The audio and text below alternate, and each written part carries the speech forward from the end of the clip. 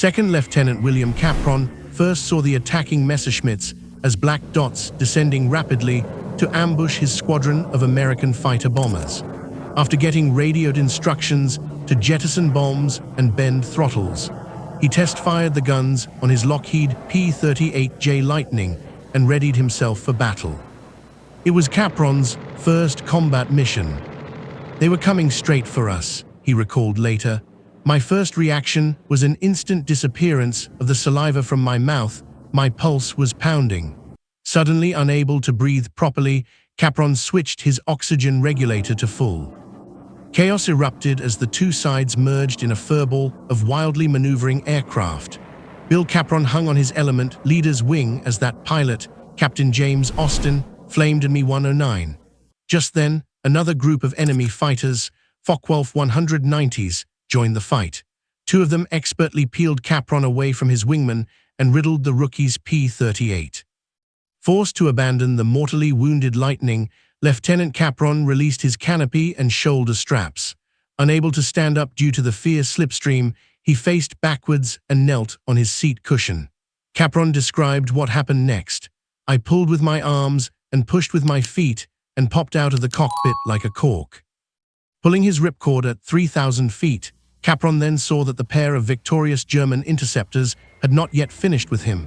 They were now banking around to strafe the defenseless aviator in his parachute. Even as he frantically kicked his legs and jerked the risers to spoil their aim, both FW-190s roared in with guns blazing. Bill watched in horror as a stream of tracers reached toward him.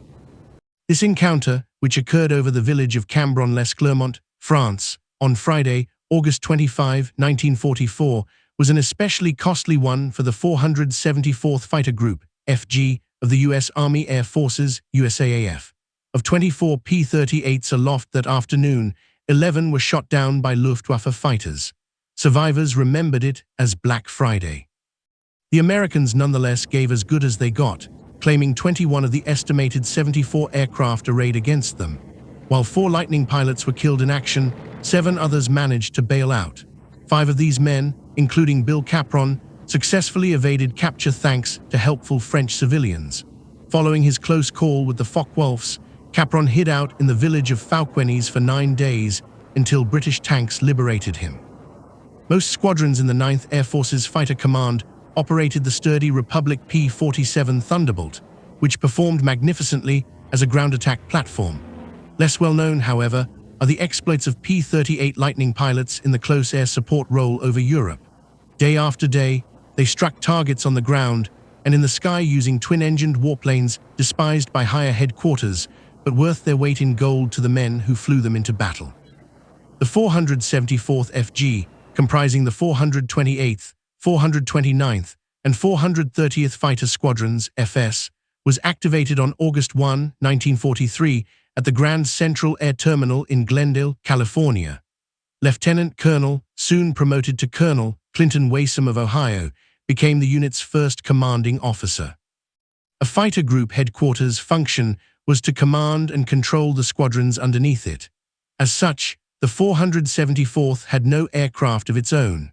Whenever Wasom or his deputy commander, LT, Col Henry Darling, chose to fly, they would borrow a P-38 from one of their subordinate fighter squadrons. With 25 Lightning fighter bombers and 316 personnel authorized, each of the 3 squadrons under Colonel Wasom's command was a robust organization. Its air echelon consisted of an operations section responsible for planning missions, as well as several support departments: engineering, maintenance, armament guns, ordnance bombs, communications, photo, fuels, parachute, tech supply, aviation repair parts, air weather, and intelligence. A chemical warfare team was eventually added to handle blaze bombs, drop tanks filled with napalm and fused to explode on contact. A number of experienced NCOs coordinated all these maintenance activities, each one a line chief responsible for one P-38. The line chief and his crew mothered their aircraft, ensuring it was fully ready for action. This devotion led to many long hours spent on the flight line. Additionally, the squadron's ground echelon included headquarters, administration, mess, motor pool, and supply departments, plus a medical detachment. Able to sustain itself for long periods of time in austere conditions, Waysom's unit could move its base of operations on short notice in order to keep up with advancing ground troops. The 474th's pilots trained relentlessly throughout their stay in Southern California. Supervised by combat-tested flight leaders like the 428th's Major Earl Headland, a veteran of the Aleutians campaign, these newly assigned aviators began the hazardous process of transforming themselves into mission-ready warriors. Some never made it. One of several fatal accidents to plague the outfit occurred on November 19, 1943, when the 429th's Lieutenant James Ware crashed into a mountain while on a local training mission. He would be among the first of many losses felt by 474th FG Airmen during the coming months. The unit finally received orders for overseas movement in February 1944. First, a continent-crossing train ride took Colonel Waysom's men to Camp Miles Standish, a staging area near Boston. They then set sail for the United Kingdom aboard SS Uruguay and the troopship USAT Excelsior. Their 12-day voyage across the Atlantic passed routinely despite rough seas, poor food, and crowded conditions aboard ship. By March 13, the outfit was settled into its new home, Royal Air Force, RAF, Station 454 in Warmwell, Dorset. Located just 5 miles from the English Channel, Warmwell boasted a sod runway and base facilities deemed adequate for the freshly arrived Yanks' requirements. It also sat 77 air miles from Normandy, a region soon to become familiar to everyone in the organization. Now part of 9th Air Force's IX Fighter Command, the 474th was one of 3 light-equipped groups dedicated to tactical operations. The others were the 367th and 370th FGs. Unlike 8th Air Force fighter units, which primarily escorted Boeing B-17 Flying Fortress and consolidated B-24 Liberator bombers on long-range raids deep inside German-occupied territory, the 9th Air Force's mission focused on supporting Allied ground forces. During the spring of 1944, this meant attacking troop concentrations, transportation hubs, and enemy airfields all across France. A sense of urgency permeated Colonel Waysom's command as it worked to reach operational readiness. Not long after their arrival in Warmwell, the 474th's flying squadrons began receiving a full complement of P-38J fighter bombers. These planes, however, were mostly hand-me-downs from the 8th Air Force, which was replacing all its Lightnings with single-engine aircraft. First flown in 1939, Lockheed's P-38 Lightning possessed many innovative design features. Its twin booms housed the tail assembly, engines, and turbo superchargers, while a central nacelle, Lockheed called it a gondola, accommodated the pilot and armament. Tricycle-style landing gear afforded excellent visibility during taxi, takeoff, and landing. Weighing 12,780 pounds empty, the J model measured 37 feet, 10 inches in length, with a height of 12 feet, 10 inches. Its wingspan stretched to 52 feet. 2 Allison V171089 inline engines each generated 1,425 horsepower, propelling the P-38J to a maximum airspeed of 414 miles per hour at 25,000 feet. Cruising speed was listed as 290 miles per hour, while the Lightning's combat radius exceeded 1,300 miles. It could climb to a service ceiling of 44,000 feet. Contained within the Lockheed's gondola were 4 Browning, 50 caliber machine guns with 500 rounds apiece and a single Hispano-Suiza 20 automatic cannon armed with 150 rounds. Each Lightning could also carry a bomb load of up to 4,000 pounds hung on 2 underwing hard points. Disposable drop tanks were often fitted in lieu of bombs to extend the plane's range. In 1942, earlier models of the P-38 became the first American interceptors to fly from British bases. The type performed poorly as a high-altitude escort over Europe, exhibiting a rash of reliability problems with its powerplant and superchargers. 8th Air Force commanders also complained about the Lightning's inadequate cabin heat, as well as a lethal tendency for its flight controls to lock up whenever put into a steep dive. The P-38J which reached 8th Air Force squadrons in late 1943, corrected deficiencies with cockpit heat and instrument layout, thus making the pilot's job more manageable. Reliability issues with its Allison engine and turbo supercharger were traced to poorly refined British fuel, while special flaps fitted to the lower wing eliminated the control-locking effects during power dives. By then, though, the decision had been made to transfer all of 8th Air Force's Lightnings to the tactically oriented 9th Air Force. It proved to be a good fit. Flying at low level, the 474th FG's airmen rarely worried about freezing cockpits or malfunctioning turbo superchargers. They soon came to appreciate their mount's versatility, ruggedness, and especially that second Allison, which flyers called an insurance policy, so often responsible for bringing them home even after enemy fire knocked out an engine. On April 25, 1944, Colonel Wasom led the 474th FG on its first operational mission. That morning, 48 Lockheeds from all three squadrons conducted an uneventful fighter sweep over France. Another patrol departing later in the day likewise returned without incident. For the next 6 weeks, Wasom's men escorted 8th and 9th Air Force bomber formations while settling into the daily routine of generating 216 ship sorties per squadron per day, weather permitting. They also honed their skills in the deadly art of dive bombing, learning to keep a sharp lookout for Luftwaffe fighters above and anti-aircraft fire below. These lessons came at great cost. Over the French town of Mézières on May 7, the group was busy shepherding a flock of Martin B-26 Marauders when it was jumped by 15 FW-190s belonging to II Staffel Group, Jagdgeschwader Fighter Wing 2. Lieutenants Jack Holton, Buford Thacker, and Milton Merkel all were shot down, making them the unit's first combat losses. Holton was taken prisoner, and Thacker managed to evade capture and escaped through Spain, while Merkel lost his life to German guns. Meanwhile, 2nd LT, Herman Lane plastered an unwary Focke-Wulf with 20 manned 50 caliber fire.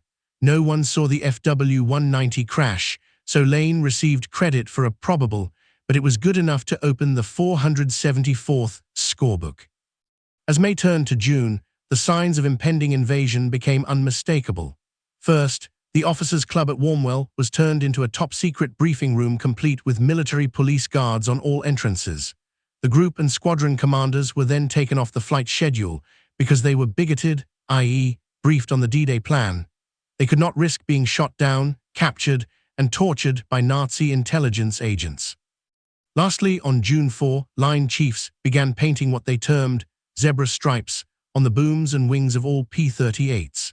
Intended as a recognition aid, these black and white bands were applied to every aircraft likely to encounter friendly forces. Invasion planners also directed the easily identifiable Lightnings to fly low over Allied convoys as a measure intended to prevent nervous shipboard gunners from firing on their own air escorts. Pilots gathered in their new war room on June 5 to hear Group Operations Officer Major Vernon Bill Bowman brief the plan. "Gentlemen," he began, "there's no sense in keeping this a secret any longer. D-Day will be tomorrow, and tonight we're going to patrol the channel as cover for the landing craft going across." The invasion was finally at hand. An outward show of calm prevailed, wrote the 430th FS historian, but inwardly everyone seethed with excitement. At dusk, 48 Lightnings headed out to screen a designated sector 4,000 feet above the enormous naval armada. Completing their shift at 2300 hours, the 474th AMN returned home brimming with stories of a sea covered in warships. In the meantime, ground personnel witnessed another spectacle. The sky was filled with planes of all descriptions, recounted the 429th FS history, all winging their way toward France. Later, a Douglas C-47 Skytrain approached the field with one pilot dead in his seat and gas tanks nearly empty. The big transport straggled to join several other battle-damaged aircraft forced to land at Warmwell. Unit medics rushed to treat the wounded, including 2 American paratroopers struck by ground fire before they could jump. June 6 was spent hitting tactical targets in support of Allied invasion troops. Tragedy struck the 430th FS when its well-liked commanding officer, Major Leon Temple, was lost to flak near Cayenton, along with another pilot, 2nd LT, Robert Belford. Neither man survived. While Captain Ralph Embry stepped up to take temporary command of the 430th, replacement aircraft and pilots began making their way to Warmwell. One new pilot, 2nd LT, Robert Milliken, reported to the 429th FS, along with 4 confident, even cocky, comrades fresh from flight school. By war's end, 2 of the 5 had died in action, while another returned badly burned from an emergency bailout. Those who survived, according to Milliken, became hardened to the losses. Death, he observed, was just part of the game. The relentless nature of their business took its toll on flyers' morale. Worn out by the stress of flying twice-daily sorties into the teeth of deadly enemy fire, airmen began to require occasional rest breaks. Replacements helped shoulder the load. By July, each squadron had on hand at least 41 rated aviators available to man its 25 P-38s. On the bright blue morning of July 18, a total of 48 aircraft from the 474th were over France on what they called an armed reconnaissance, an especially hazardous operation flown at low level by bomb-carrying lightnings seeking targets of opportunity such as trains, truck convoys, and supply dumps. Suddenly, 25 long-nosed FW-190s dove out of the sun to ambush them. The German fighters first targeted a flight of 428th FS P-38s lined up to strike railroad bridges at Merry. These pilots, led by Major Earl Headland, quickly abandoned their bomb runs and jettisoned all external stores. Turning into the foe, Headland's men prepared to defend themselves. Help soon arrived. Stacked several thousand feet above the 428th were 32 Lockheeds belonging to the 429th and 430th Fighter Squadrons. Excellent visibility that day enabled those flyers to observe and report the Focke-Wulfs as they attacked, buying their comrades several precious seconds with which to react. Furthermore, the high squadrons were in perfect position to bounce their foe. In the meantime, ground personnel witnessed another spectacle. The sky was filled with planes of all descriptions, recounted the 429th FS history, all winging their way toward France. Later, a Douglas C-47 Skytrain approached the field with one pilot dead in his seat and gas tanks nearly empty. The big transport straggled to join several other battle-damaged aircraft forced to land at Warmwell. Unit medics rushed to treat the wounded, including 2 American paratroopers struck by ground fire before they could jump. June 6 was spent hitting tactical targets in support of Allied invasion troops. Tragedy struck the 430th FS when its well-liked commanding officer, Major Leon Temple, was lost to flak near Cayenton, along with another pilot, 2nd LT, Robert Belford. Neither man survived. While Captain Ralph Embry stepped up to take temporary command of the 430th, replacement aircraft and pilots began making their way to Warmwell. One new pilot, 2nd LT, Robert Milliken, reported to the 429th FS, along with 4 confident, even cocky, comrades fresh from flight school. By war's end, 2 of the 5 had died in action, while another returned badly burned from an emergency bailout. Those who survived, according to Milliken, became hardened to the losses. Death, he observed, was just part of the game. The relentless nature of their business took its toll on flyers' morale. Worn out by the stress of flying twice-daily sorties into the teeth of deadly enemy fire, airmen began to require occasional rest breaks. Replacements helped shoulder the load.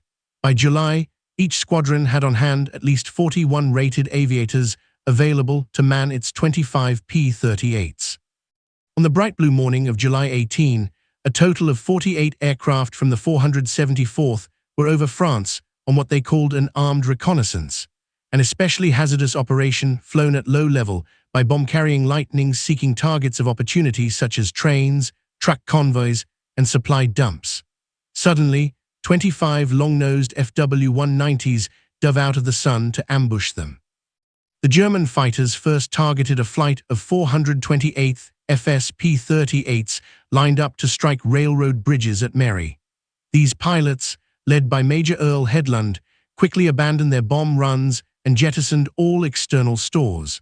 Turning into the foe, Headland's men prepared to defend themselves. Help soon arrived. Stacked several thousand feet above the 428th were 32 Lockheeds belonging to the 429th and 430th Fighter Squadrons. Excellent visibility that day enabled those flyers to observe and report the Focke-Wulfs as they attacked, buying their comrades several precious seconds with which to react. Furthermore, the high squadrons were in perfect position to bounce their foe. Dogfights raged all over the sky above the little town of Mary, on eastward toward Évreux, north toward the Seine, recorded the 428th's official history.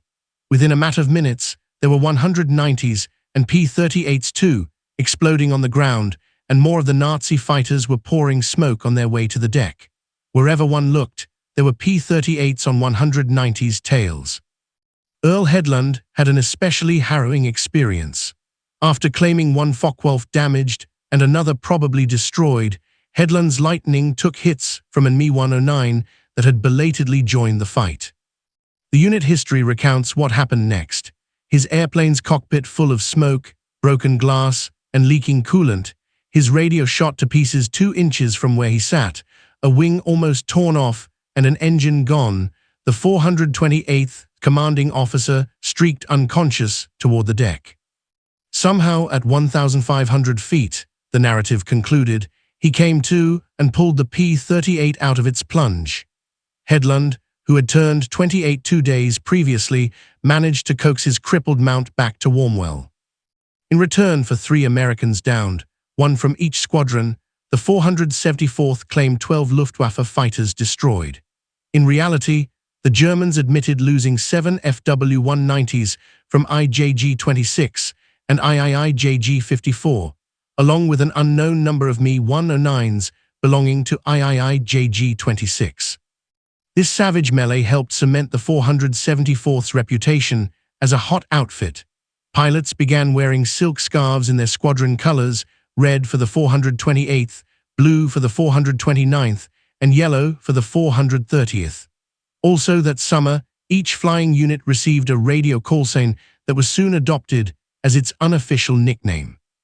The 428th became known as Geezer, the 429th Retail, and the 430th Backdoor. On August 1, the 474th FG was assigned to the 70th Fighter Wing, a large operational command charged with providing tactical air support to the 1st U.S. Army. As those ground forces began their breakout from the Normandy beachhead, Colonel Wasom's organization received orders to pack up and move closer to the front. Its destination, France. Forming advance, main, and rear echelons, 474th personnel crossed the English Channel both by air and by landing craft. Within 12 days, the outfit had closed on its new home, a former apple orchard near Neuilly, about 5 miles southwest of Omaha Beach. Conditions on the field, officially known as Strip A11, were a far cry from those enjoyed at Warmwell. Until support personnel arrived with pyramidal tents and cooking stoves, everyone slept under a shelter half and 8K rations. Arguments raged over which was worse, the choking dust or ferocious bees. A11's roughly finished 5,000-foot runway was covered in prefabricated bituminous surfacing, known as Hessian mat, and before planes could take off or land, ground crews had to run off any cows that might have wandered onto the airstrip. On several occasions, Luftwaffe night intruders bombed the 474th FG's base. No one was hurt, but this unaccustomed proximity to the front lines took some getting used to. So too did the steel helmets and sidearms that everyone was now required to wear. While at Neuilly, the unit received its first droop snoot. This was a P-38J with all guns removed and a bombardier's station fitted in their place. Equipped with a plexiglass nose, Norden bombsight, and K-24 strike camera, the droop snoot was designed to lead large formations of lightnings on precision medium-altitude bombing missions.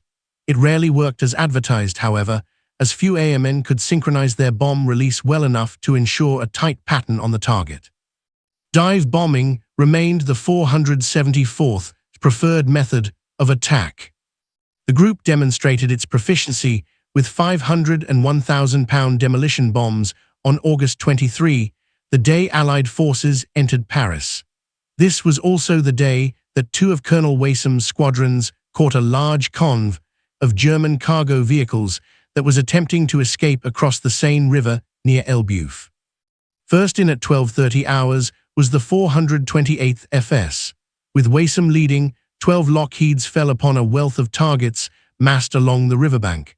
Despite heavy 20mm and 40mm flak, the Giza gang destroyed 31 trucks and 2 tanks in their first sortie of the day.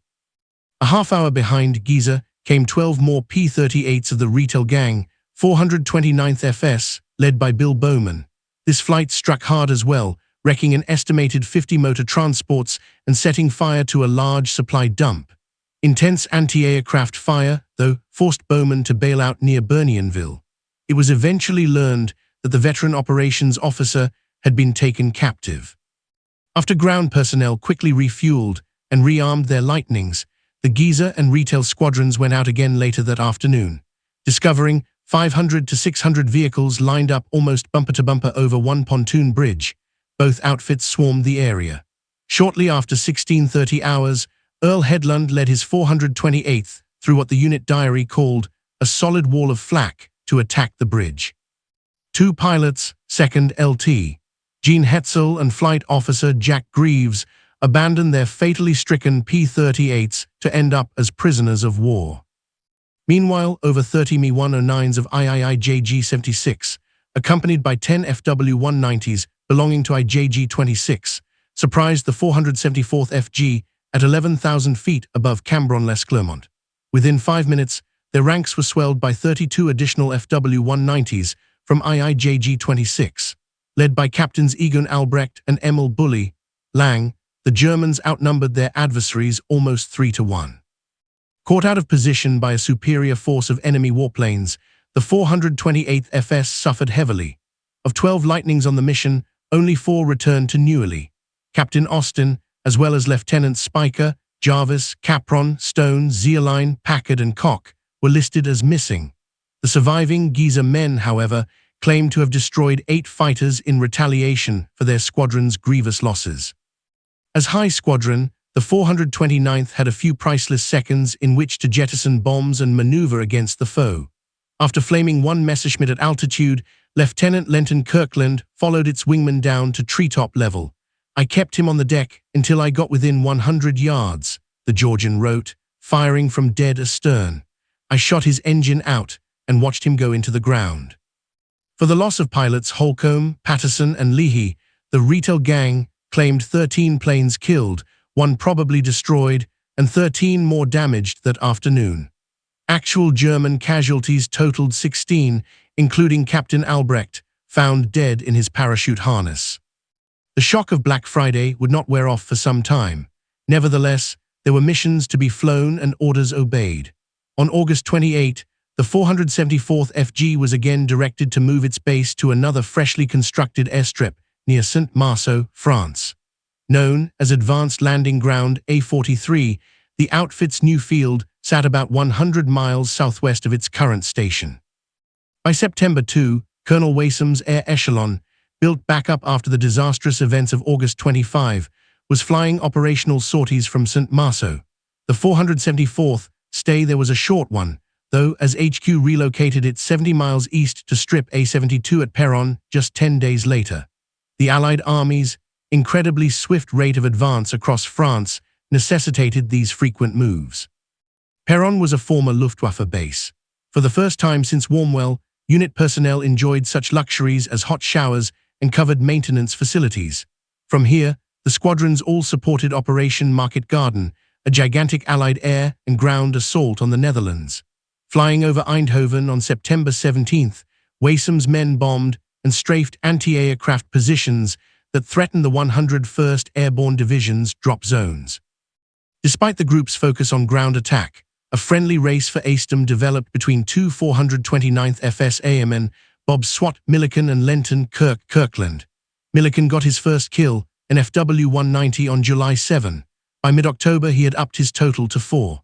Not to be outdone, Kirkland claimed 2 Mi-109s on Black Friday, another plane on October 21, and 2 more on December 18.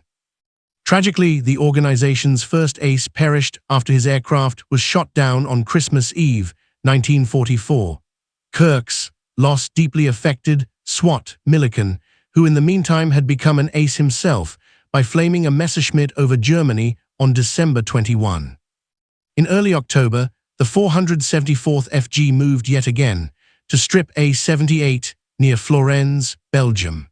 Here, they would endure one of the coldest European winters on record while occupying a crowded, bleak airdrome that had been thoroughly wrecked by retreating Luftwaffe personnel.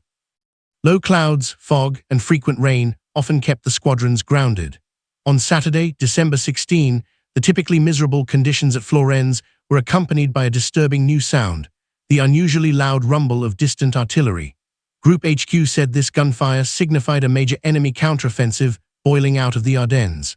So rapid was the foe's attack that German ground troops were at one point rumored to be just 12 miles from Florennes. Pilots prepared to evacuate their P-38s, while ground personnel considered how they would defend the base against Nazi panzers while armed only with pistols and carbines. Fortunately, those reports proved false, and the 474th stayed put. As weather conditions improved, its lightnings roared skyward to strike vehicle convoys, trains, and troops in the open all across Belgium, Luxembourg, and Germany. The group's efforts were later recognized by award of the Belgian Forager to all unit members. The war began to wind down. In February 1945, Colonel Wasom went home for a well-deserved rest. The 428th LT, Col Hedlund, took over as group commander. Other changes included a 9th Air Force decision to convert all of its P-38 equipped outfits to cheaper, less maintenance-intensive single-engine machines. The 367th FG exchanged its Lightnings for P-47 Thunderbolts in February, while by March, the 370th FG was re-equipped with North American P-51 Mustangs. The 474th FG continued to operate its trusty Lockheeds, most of which by now were natural metal finished L models. Sporting uprated V1710-111 engines, increased fuel capacity, and underwing rocket racks, the organization's new Lightnings showed themselves to be incredibly capable air combat platforms. Covering First Army's drive on the Rhine River, aviators kept busy flying up to 3 missions per day against ground targets, as well as the occasional Luftwaffe warplane foolish enough to go up against them. After the unit moved to a field near Strassfeld, Germany, pilots began studying their recognition manuals in case of an unexpected meeting with the Red Air Force. That encounter finally took place over Oppelhorn in mid-April, when Flight Leader Lieutenant Robert Freeman observed 10 bogies circling below him at 1,000 feet. Identifying them as Lavachkin La GG-3 fighters, Freeman left the little fighters unharmed to report first contact between the 9th Air Force and its Soviet allies. The 474th's final claim to history came literally minutes before hostilities in Europe ended.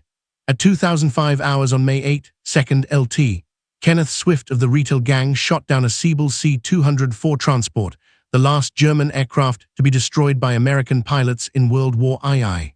It was Swift's sole kill, but closed out an impressive record of achievement by one of the USAAF's premier fighter organizations. From April 25, 1944 to May 8, 1945, the 474th Fighter Group flew 12,954 sorties while dropping 3,920 tons of bombs and firing 241,897 rounds of 50 caliber and 36,656 rounds of 20 ammunition. Its airmen were credited with destroying 113 warplanes in the air and another 90 on the ground. The outfit also smashed 4,681 enemy armored vehicles, trucks, tanks, railroad cars, and gun emplacements, further damaging an additional 5,681 pieces of equipment. Measured against this record of success were 8,474th FG pilots recorded as killed or missing in action. Taken together with 2 ground crewmen who died in accidents overseas, the group paid a heavy cost for its many accomplishments. Yet the sight of their distinctive twin-tailed lightnings overhead gladdened the hearts of Allied foot soldiers, who counted on tactical aircraft like the 9th Air Force's P-38 Lightnings to demolish dangerous ground targets and marauding Luftwaffe fighters. These versatile fighter bombers played a vital yet unsung role in winning final victory over Hitler's Germany.